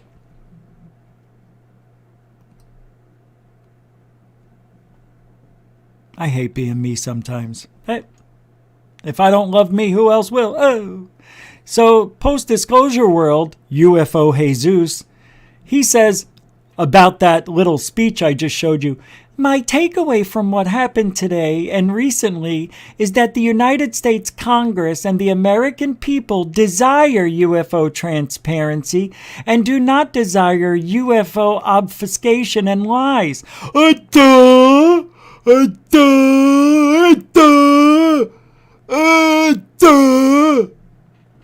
I'm confident that the will of the people will be reflected in future legislation. Shut up. So I said, nope, never going to happen. Disclosure won't and can't happen. He's such a frickin' nothing. That's all you do, UFO Jesus. You just say what everybody else says. He is now Lou Elizondo's blowhorn. That's all he is. It's Lou Elizondo's echo chamber. That's who you are. That's who you are. UFO Jesus. Fuck. A modern day hero. And UFO Jesus says this, American people desire UFO transparency. How come we don't hear from the public on these hearings? Shouldn't we be allowed to speak in front of these people? Why do we have to go to our representatives for this shit? I've got a lot of stuff I want to say, but you know what I did? I called my Arizona representative twice. 3 times. No response. I left messages every time. As a matter of fact, I did it here on the show once. When I got to Florida, what do you think I did in June? Called to Florida. Guess what happened? Voicemail. Did I get a reply? No. Did I get an email? Hell no. Did I get any kind of reply at all? No. They don't care. Lou has us do it. He gives directives. What you need to do is go out there and tell your representative, tell your congressperson that you want transparency in UFOs. Hello, Mr. and Mrs. Congress. I'd like to get more transparency, please. Hello? They put me on hold. So stupid. They're going to hang up on you. It's another one who wants transparency on UFOs. Hang up on them. You know what to do. What are you talking to these people for? They're crazy. That's what they think of us. Still, to this day, I don't care what you think is happening. I don't give a shit what Lou says is happening. Because UFO transparency is never going to happen. Nice try. Nice try for the last several years, Lou. It's a really good effort. Good effort. Yeah. Working hard, I see. Yeah, got that transparency. You got them backed into a corner, you did. Fuck. Look at this, Sean Cahill, another blowhard. Your calls to your representatives matter today, tonight, now. This is our best shot. Make the call. Be respectful, but make sure they know how to vote for you. Shut up.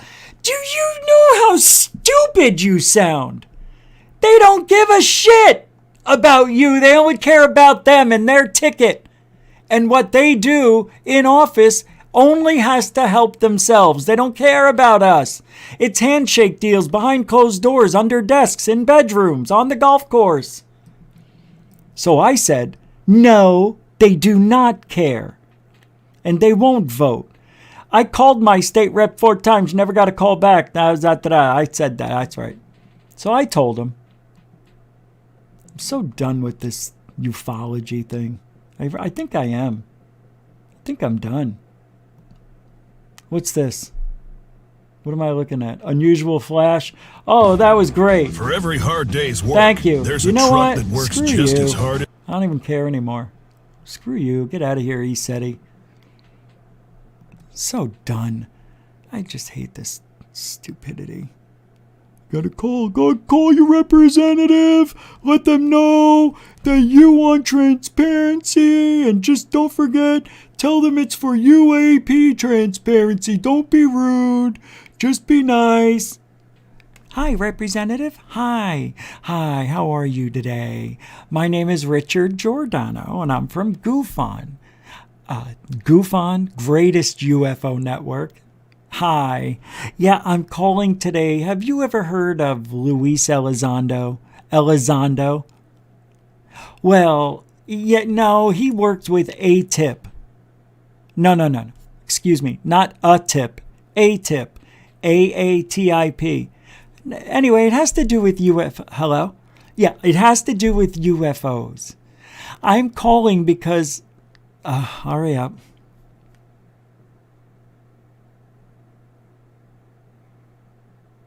Never gonna let you go. Never gonna let you hide. Never gonna let you go. Desert you. Hi. Yes, I'm still here. Okay, I'll hold again.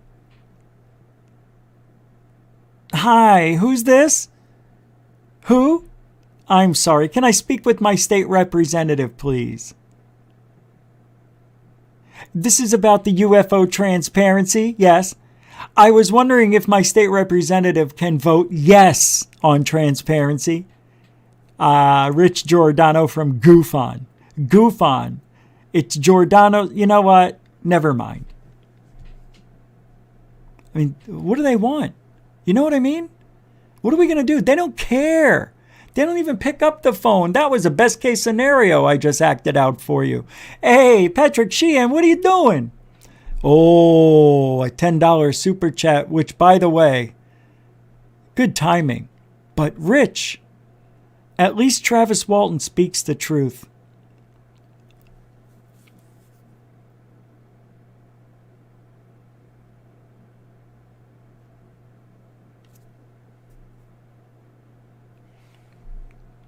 At least he does. No, he doesn't speak the truth. Travis Walton is a two-bait. I can't even speak. I got Bidenism. He's a two-faced, bold-faced liar is what I'm trying to say. Come on, do you really think, not you, people out there, do you really think Mike Rogers would say it was a fake if it wasn't? He knows it is. He knows they hoaxed it. I don't buy it. I don't buy Travis Walton anymore. Never will. Patrick Sheehan, you are a continuing supporter of GoofOn. I appreciate that. So with that being said, you're going to get one of these.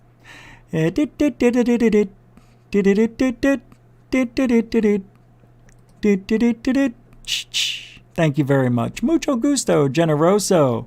Patrick Sheehan, so. Grazie, grazie. Now, I heard a bell chime. I think I got some messages. Let me take... Oh. Wait, hold on. I almost picked my own nose. I got a message here. Oh, I see. No, that's not for the show. No. COVID. Wow. Thank you very much for those who send messages. I will get back to you later on those. Okay. Hold on. I got one more thing I want to show you. I do have something I want to show you. I'm going to play this Mark Dice for a second. I'm going to go to the restroom. So, no, I got to go get the book, the tarot cards. Take a look. Mark Dice. Take 2 minutes.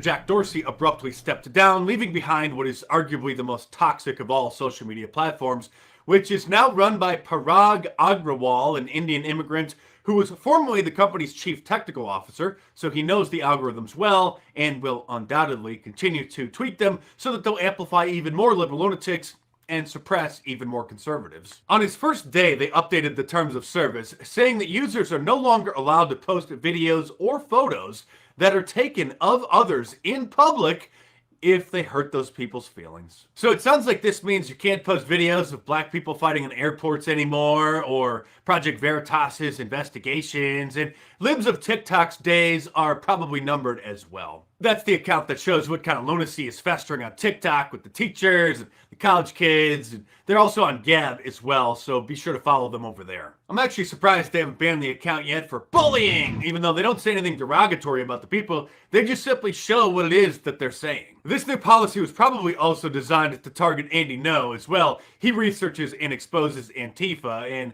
they're very upset about that. And have you seen some of the mugshots of these creatures that he's posted? I know these look like a bunch of extras in the new Batman movie, but these are actual people going about their daily lives up there in Portland, the armpit of America, as they work to destroy society. Remember, Twitter banned Alex Jones simply for talking to CNN's Oliver Darcy, who is a public figure who at the time was working in the capacity of a reporter or whatever he claims to be, while on public property on Capitol grounds, covering a hearing where Jack Dorsey was being grilled about social media censorship. Look at this right here. The guy that goes around policing and calling for censorship and then claims that Trump's wrong, there's no censorship of conservatives or patriots.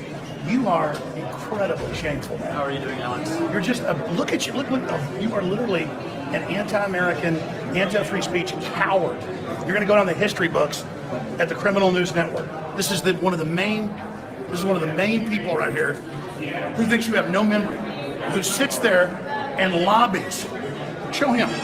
That sits there and lobbies people to take other news off, claiming they're fake, when CNN is the fakest WMD, Gulf Arab state dictatorship fund.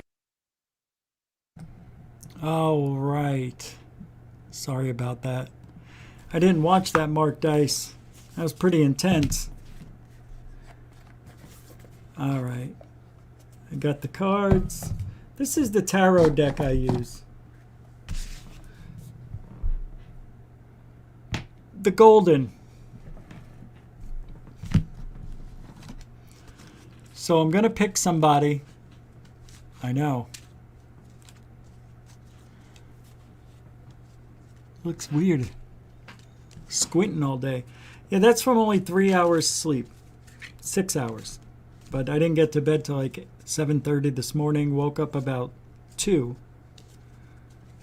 And I've only eaten once, but after this I'll go have, I got some chicken and spaghetti for later, and then I'll make a sandwich, and then I'll have some ice cream, and maybe I'll go to Wendy's.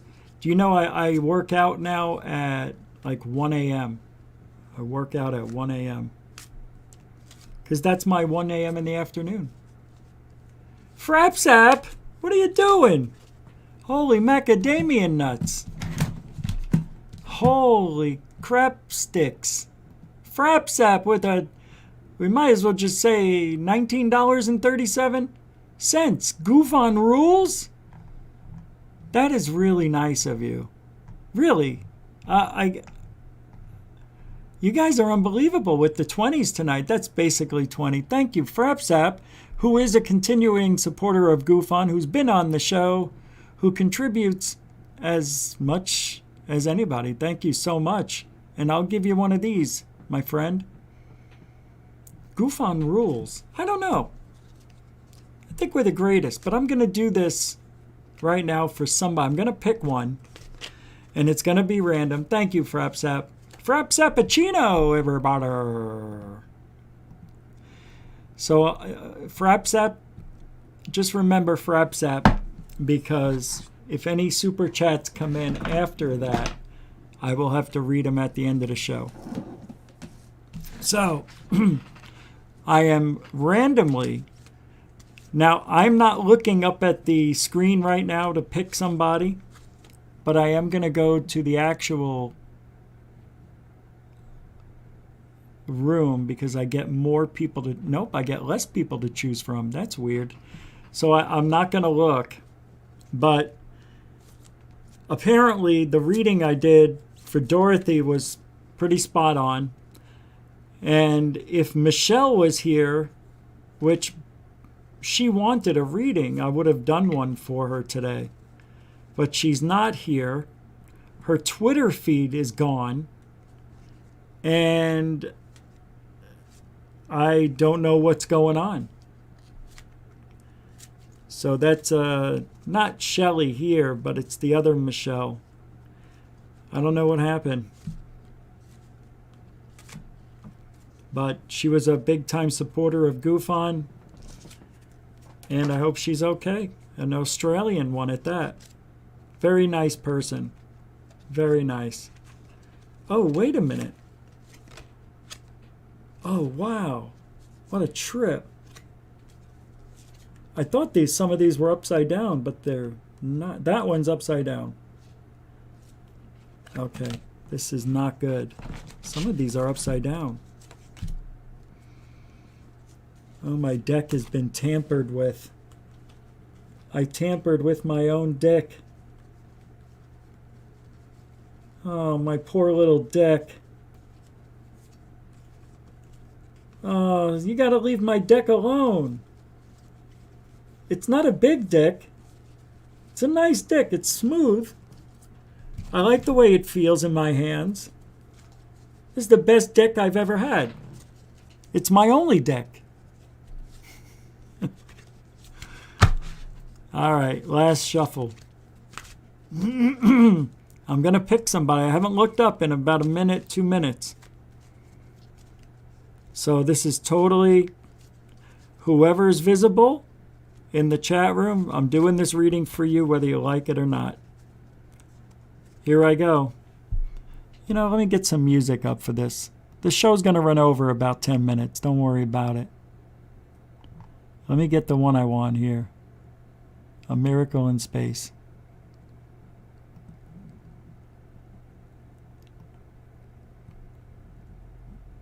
There is a message for you.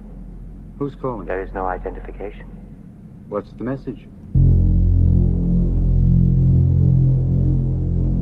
Here we go.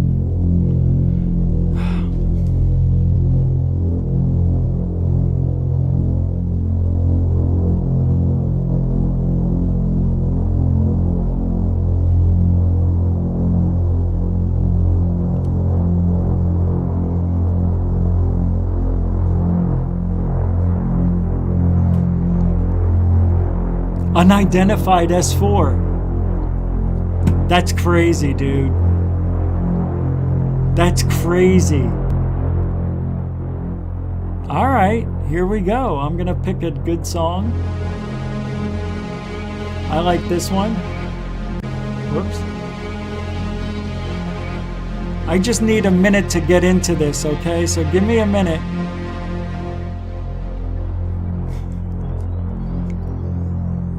Believe me, I'm gonna blow you away, Unidentified. That, by the way, that's Anthony Asamplari. I believe that's how you say it. Probably saying it wrong. All right. Switched hands. That's the magic of the deck. See.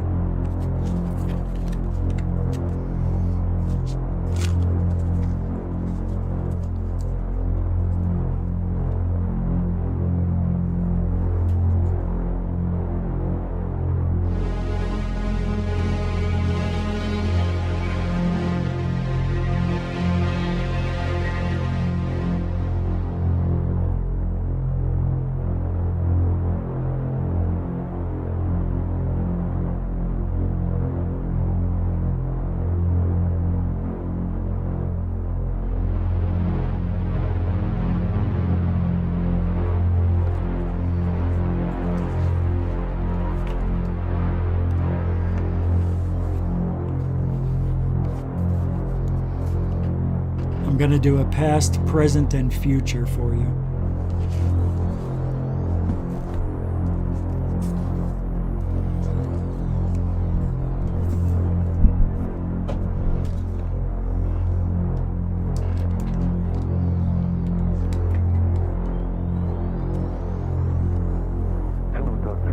Top, past, middle, present. Doing it different this time. And future, bottom.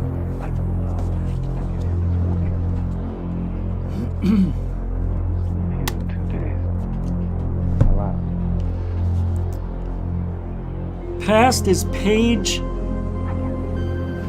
wands.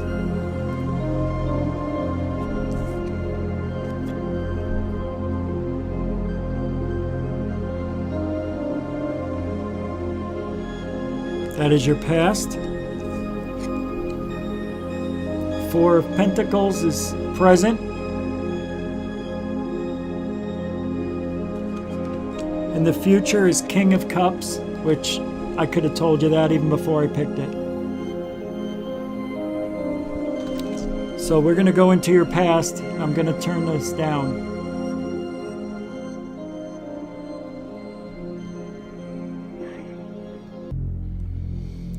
All right. Just give me a second.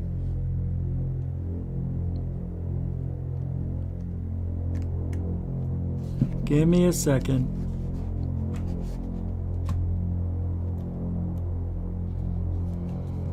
Page of Wands. Page of Wands.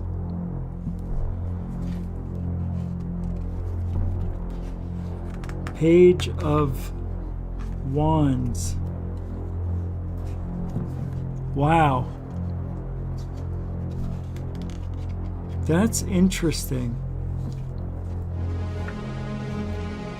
Page of Wands. I can't believe this.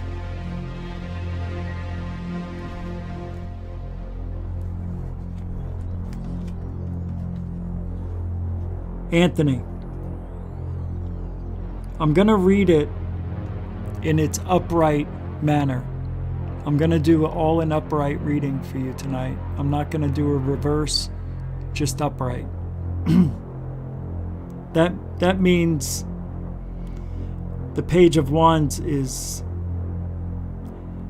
it's the past. Now I'm going back in the past so we can look to the future. But it seems you were a very cautious person in the past. You had more good news than bad news. But you did come across, like most of us, but in your case, real, serious, pressing issues that needed your attention. There was nothing you could do. There were two things that you had to deal with. Only you would know what that is. I know. I think I know what it is. I think one of them has to do with the mother or father, a father thing here. But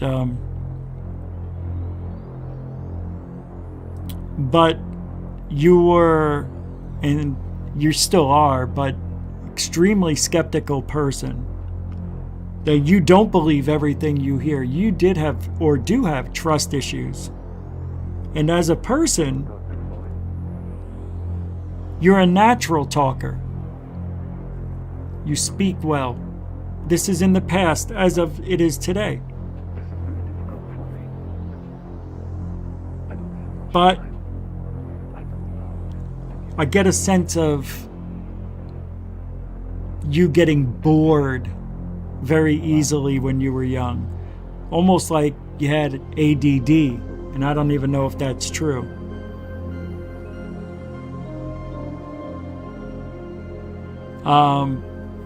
But you got in trouble in the past for saying something to someone you shouldn't have.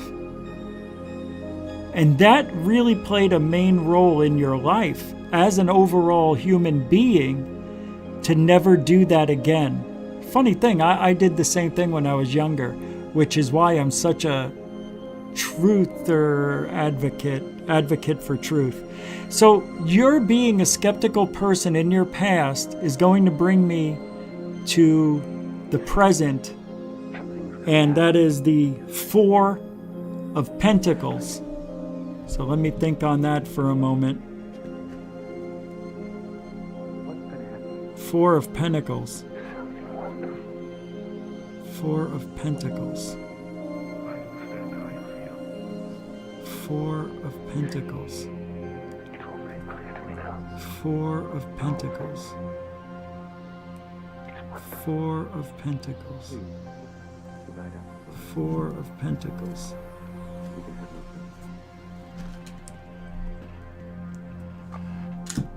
Anthony, this is present.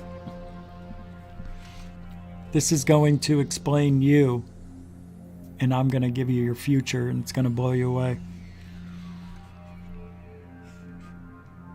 Again, this is an upright reading. I'm not doing them in reverse.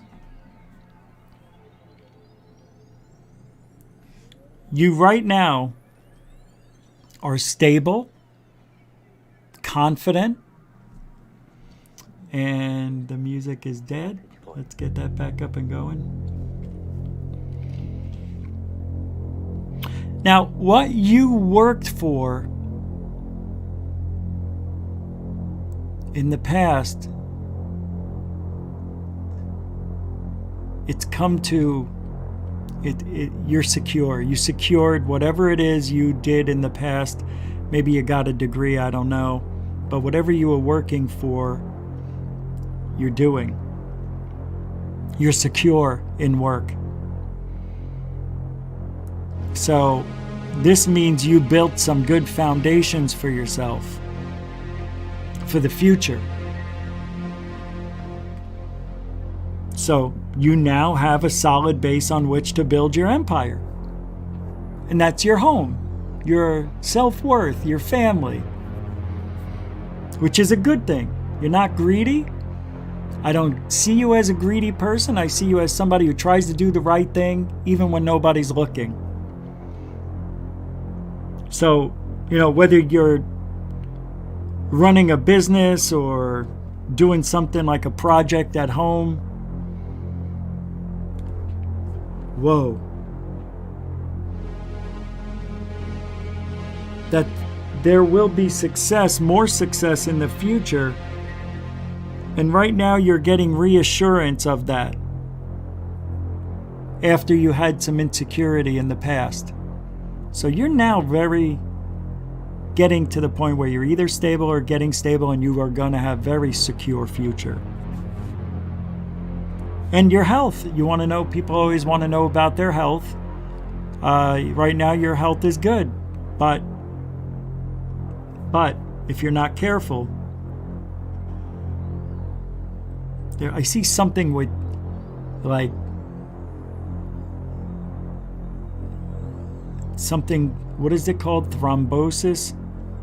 Vein, something with your veins, something where your circulation isn't good.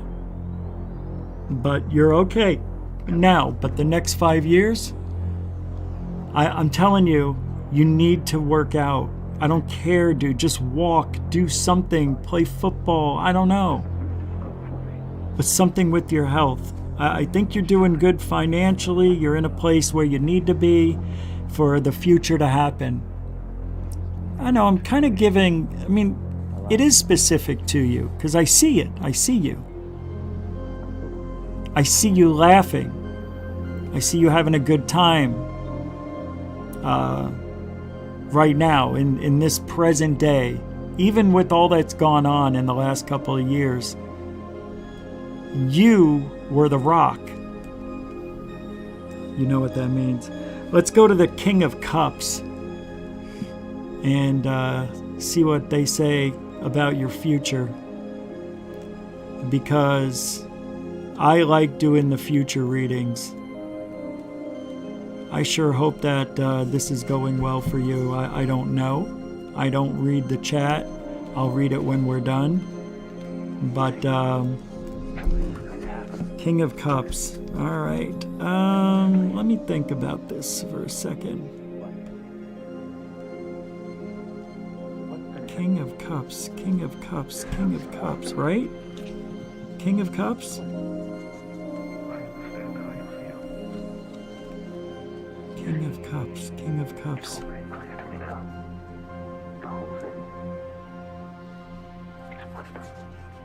King of Cups. Okay, here we go.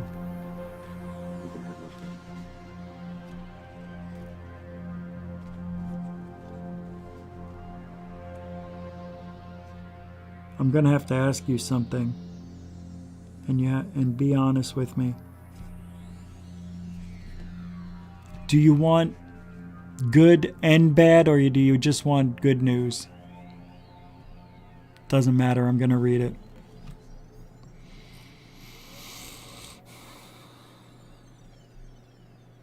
I'm gonna let the music go out. So this card is usually a strong administrator and negotiator who screams authority. Like you're going to have this authoritative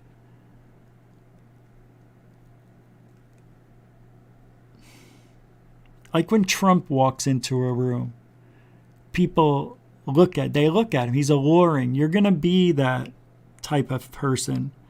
And I'm talking in about 10 years. But what's going to happen is you're going to start to drift, if you're not careful, away from those who love you. You're going to disappear into your own world, and you're going to blame everybody else for not giving you your space when all you did was create space. You kind of do that now, but it's not as annoying right now. But it will be to those around you in 10 years, 5 years even. So do not be this person that has to rule with an iron fist, even though you don't now. Very nice. But I see some sort of morphing into this. It's like you're addicted to the power if you're not careful. I'm giving you very good advice, even if it's not perfect. Take that for what is. That can apply to anybody. But for you, it's especially true.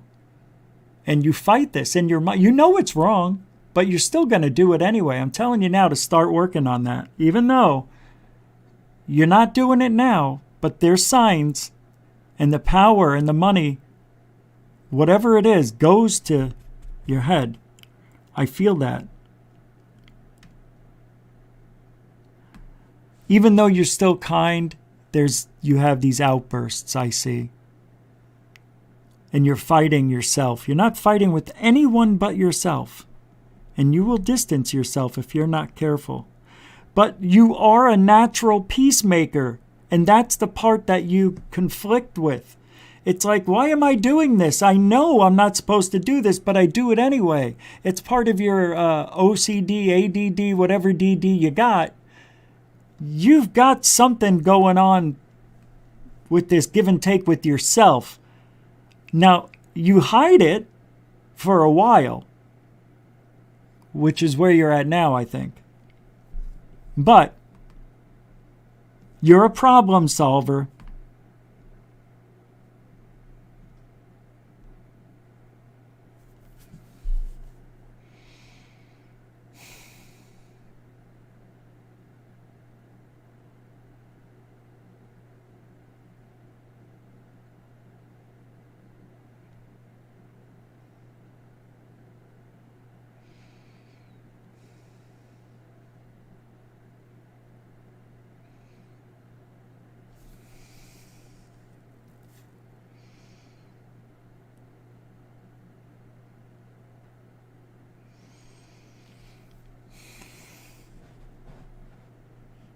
I can't. I'm getting a block. The weird thing is, I was just going to tell you something and I lost it. What do you got somebody over there trying to block me or something?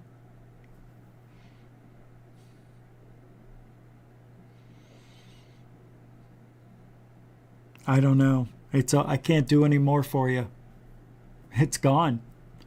I don't know what I was going to say. It had something to do with like when you make a big decision, go with your heart. Go with what feels right.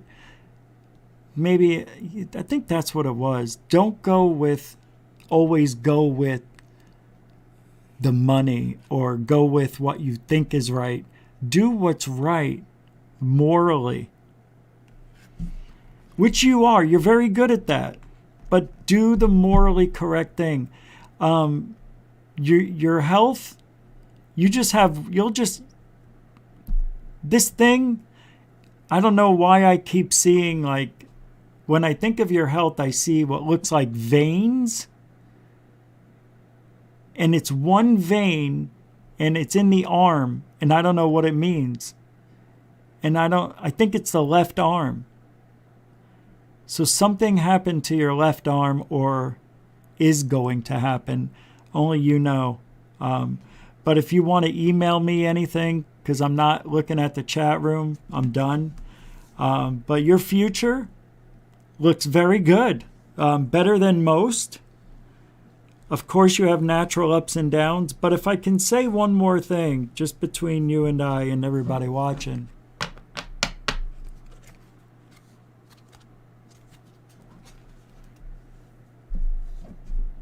Be yourself. That's it. I don't know. It was a weird reading. I started getting dizzy there at the end. And then I lost all connections. Anyway, that was fun. Hey, I want to thank all the moderators and super chatters for hanging out tonight. It was an exquisite show. I'm glad we had this time together. Mel's Hole and all that other stuff. We even did a tarot reading for Unidentified S4. Hope that was fun for you. Hope there was some good things in there. Nothing. I mean, it was pretty much generalized, right? But I can't do this without the moderators, and the super chats were phenomenal, everybody. Let me check real quick if there were any more after we saw the FAP one, right? Wasn't it the FAP? I can't remember. I'm almost there. I want to thank the veterans and the newcomers for, coming out and giving this show. It was after Frap Sap Lee Guy with a $2 super chat saying, summon the Lemurians as your guides. I didn't see it.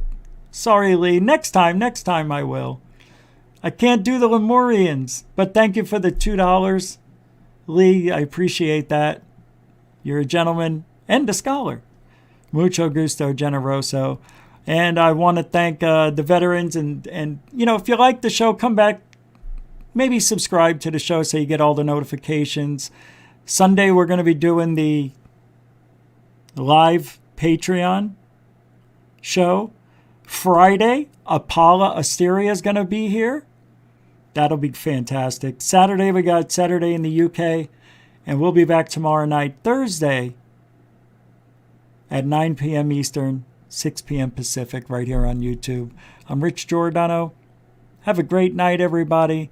And remember, we are Truthology for ufology. That's just beautiful. Isn't it beautiful? See you guys later. Thank you very much. Mucho gusto, generosa.